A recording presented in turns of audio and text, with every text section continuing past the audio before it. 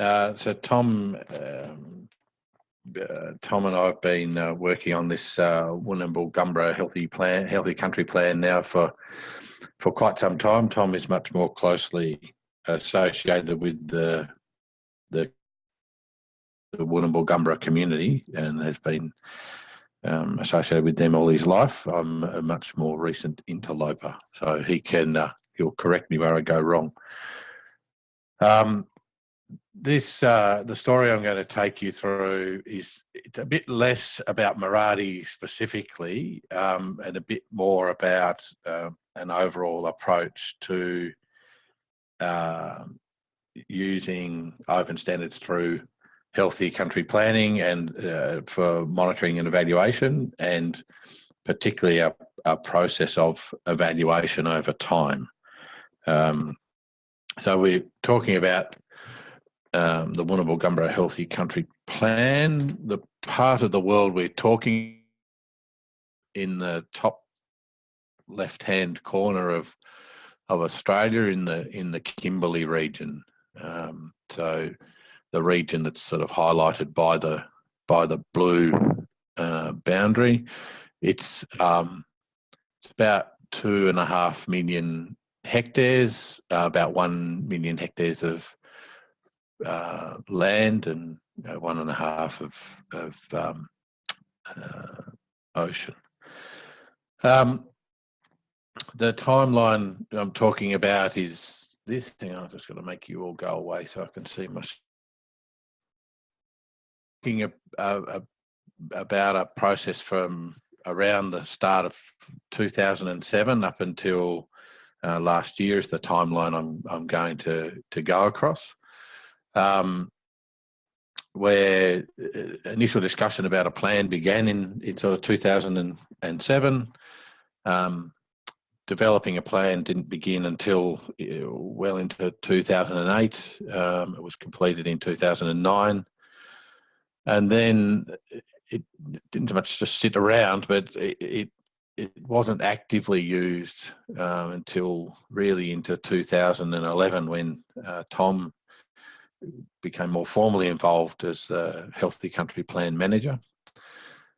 And then the material I'm mostly going to concentrate on is from 2012 on, this thing called UMEC, which I'll explain in a little while, going from 2012 until now.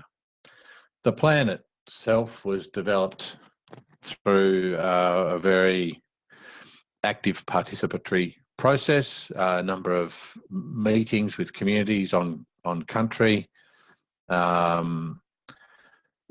taking people through CAP, we called it then, but the process of working with people using CAP, or with Wunambal Gaambera people using CAP, was really the genesis of what became healthy country planning. So as we used CAP with people, we modified the rules as we went to help it work better at a community level with in Australia. So the workshops occurred, as you can see there, over sort of a 12-month period. There were 5 workshops. Basically out on country in camps, most of them, some in town. Working through the various steps of the open standards or of CAP. Using, many of you will remember fondly, the old Excel, CAP Excel workbook. Miradi, I think at that stage was in its infancy, if at all. I can't quite remember if it was around yet at that point. I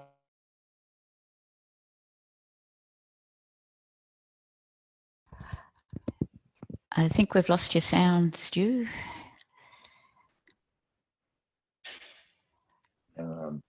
You're back again. Yep. Oh, did I disappear, did I? Yeah, just for a moment. I'll just keep going and fill in the blanks later. Okay, so what I really want to talk about is this period from the point where the plan existed the approach that's been taken to adapting the plan. So we're starting in 2012. The community decided to establish this group called the Ungu Monitoring and Evaluation Committee, a group of people made up of local people with senior cultural knowledge, rangers, land managers, but also outside advisors who have good experience at working with the systems, the ecological systems, as well as with the communities themselves.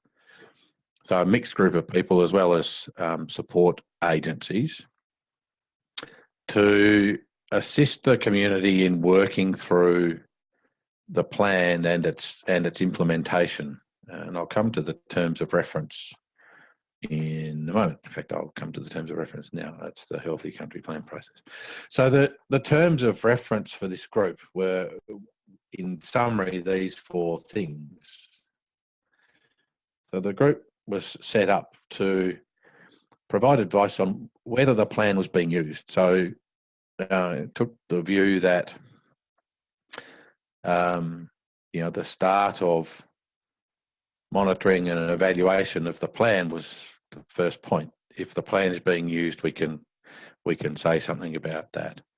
Then, if it's being used, is the plan working? Are we getting towards our objectives and ultimately our vision? Are we using the best traditional and Western knowledge? And how do we tell the story of how the plan's going along? So the very first meeting that happened, so the plan was finished in 2009. This group met the plan finished in 2010. This group met in 2012. So it had been a little while between when one process finished and another started. I'm on a meeting, but you can sit here and rest if you want, but don't talk. Are you okay? So we most of the first meetings really spent just reminding people of how the plan fitted together and what sort of approach we would take to monitoring and evaluation and how we tell the story. And so, we worked with the group through this sort of approach. We developed the plan down the left-hand side, and we were going to start telling the story of how it had been working on the right-hand side. So the first meeting really didn't do much in terms of talking about monitoring and evaluation. It was really just why are we here and what are we doing. The second meeting was then out of town. The first meeting was in town. The second one was out on country, and was really focused on the first part. I'm just going to go back for a moment on the first part. Are we doing our actions? Are we putting the plan into practice? Are we using it? And so at that first meeting, we had a report from the rangers setting out the work that they had been doing against the plan. And Tom can correct me, but it was, it wasn't, the report itself was interesting, the things had been done, but the connection to the plan wasn't that clear and it was patchy. It was the first time people had really tried to report against a plan and the activities that had been set out. So it was, in my view, really important to start doing that reporting and learning how to report by doing reporting against what had been set out in the plan. So that meeting was very much about what actions have been done, and we had a go at just doing some basic kind of graphs and so on. What progress have we made? How are things going? And starting to use some of the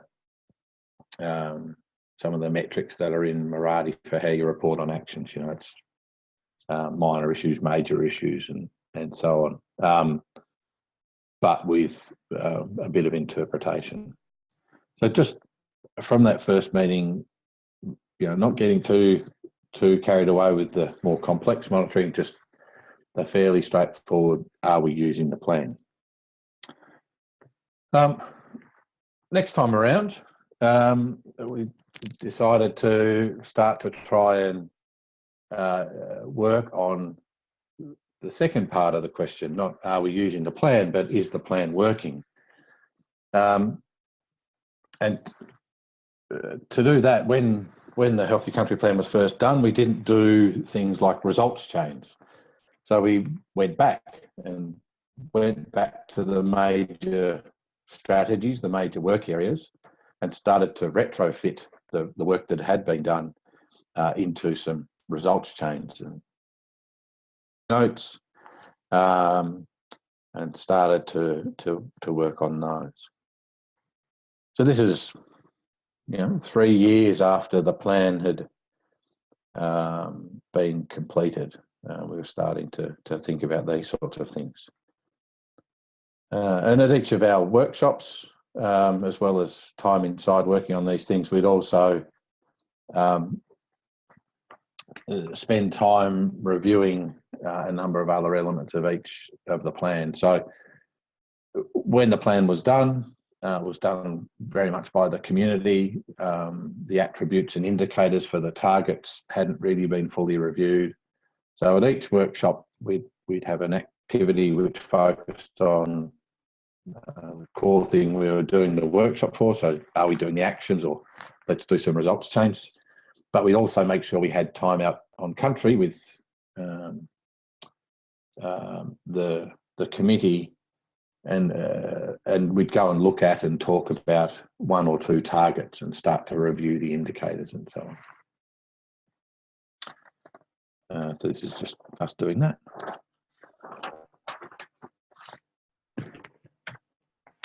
By the time we got round to our 4th meeting, we were starting to really get into the swing of things. So we were having regular reports now from the rangers on this is the activity that's happening. So the are we using the plan stuff was happening pretty well, and we're also starting to now get a much better sense of what are the indicators that we need to be thinking about for effectiveness, and also starting to get on top of what indicators might be used for the targets as well, and actually start to think about reviewing things like the viability tables. So we now a few years after the plan, after a few meetings of everybody getting used to what's in the plan and getting used to reporting against it, now starting to think about some of the more complex ideas in the plan. Then we went to the beach, and that was very nice. And so by the 5th meeting, we then started to think about reviewing the threat matrix, and really started to dig back into this material to say, okay, what was said when the plan was initially put together? Do we still agree with that? And so some quite detailed review of the threat, and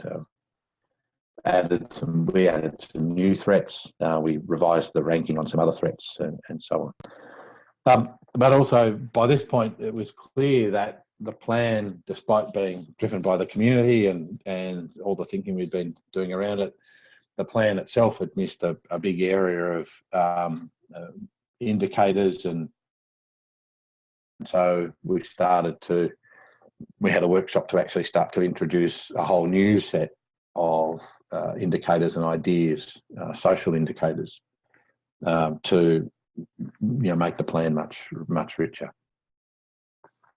So over a period of about 5 years, we got a handle on are we using the plan, and that had become quite regularised. Reviewed each of the major strategies and developed results chains around them and some clear objectives, and started to report against those, and had started to really nail down the key indicators that would be used for the targets. Which brings us to this time last year, where we did a large midterm, sort of halfway, as it says, halfway-ish midterm review or evaluation of the plan itself. And we looked at the plan, sort of a bit of an overview in 3 ways. So from a process point of view, have we been doing a good process from a community perspective? So just because the plan exists and just because we're using it doesn't mean the community's happy with it and so on. Are we doing a good process from an open standards and planning point of view? And is the plan actually? We did quite a bit of work on all 3 of those. Some community-based surveys that were developed and run with some researchers with the community to look at both the awareness of the plan and what people's perceptions of its impact were. An independent view, some work was done by some independent folks having a look at what had been done and how the plan was perceived from an outsider's point of view, and again just looking at the various indicators and seeing whether things had changed very much. There was again some more meetings.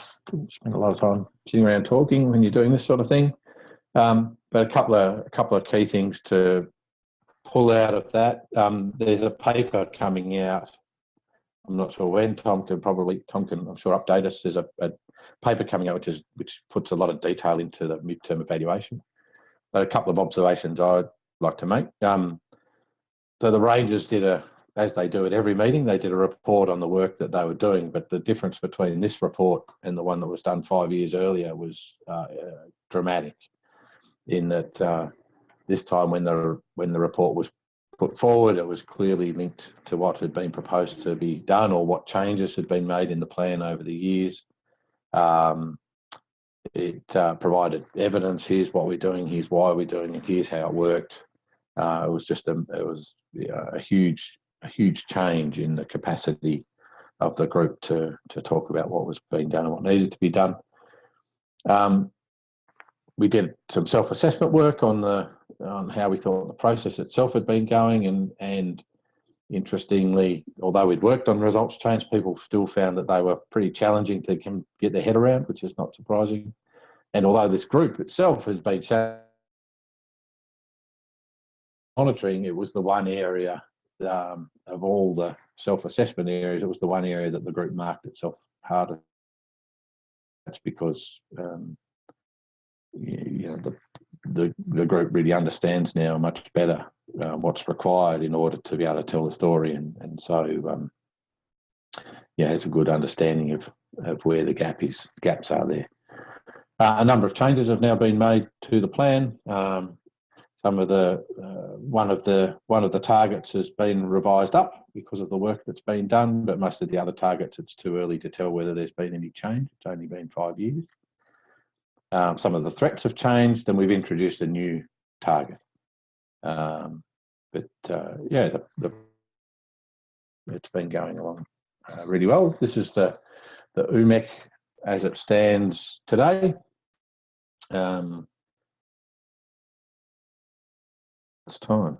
So the key, I guess, a key message for me to pass on out of all of that is, as I say, the plan finished. It was a year or two until somebody really took the leadership on driving that plan forward, and it's been 5 years of steadily working as a group to think through how it would most effectively be measured and monitored and reported against.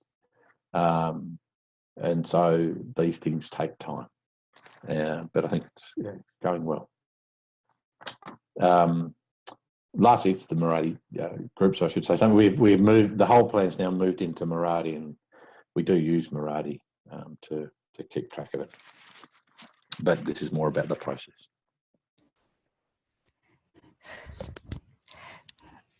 Well, thanks, Stu. That's really interesting. Tom, have you got anything more you want to add to what Stu's talked about? The main thing I just want to say is that, I think having this having a committee like this is really useful, because they do a lot of the work of the open standards, the monitoring and the evaluation, and so that takes the pressure off staff members to have to try and muddle through a lot of these things. So, and I think having a workshop every year or twice a year, it's a really good discipline to make sure that you keep on top of the work. So it's been really valuable from that point of view. Yeah. And so are they still planning to meet about every year? Is that the plan now? Yeah, we met twice a year at the start because there was a lot of work, not really, even though the plan was finished, there was a lot of things that hadn't really been well developed, like results chains.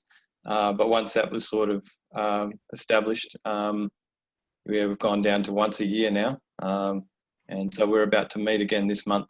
Yep. Great. Well, that's terrific. Stu, there's a question in the Q&A box. Can you see that? You're back on mute. You might need to unmute yourself. Yes, in the process.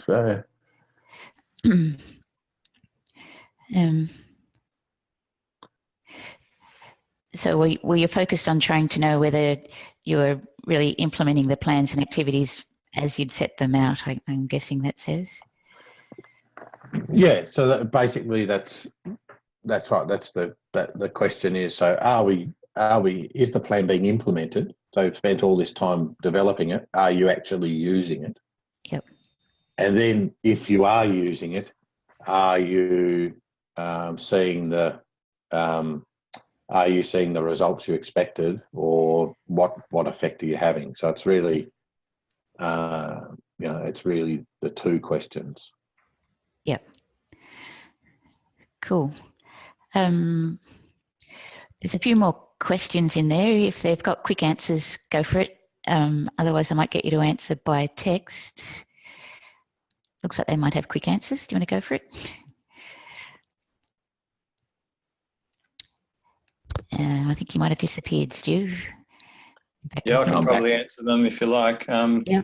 So in terms of whether the plan is fully in Miradi and whether rangers are using Miradi, we still haven't got to the stage where rangers are using Miradi as a day-to-day tool, but we've done a lot of work to make sure that the day-to-day work plans that rangers are using are directly correlated with what's in Miradi and what's in the Healthy Country Plan. Whereas when everything first started, the rangers kind of had their own work planning process and there wasn't good integration. And so now we've sort of used results chains to organise all of our strategies and objectives into 10 what we call operations, and so the rangers report against those 10 things now, and it's much simpler than talking about 22 strategies and so many objectives. So yep. Yeah, that's working. And in terms of where the funding for the process came from,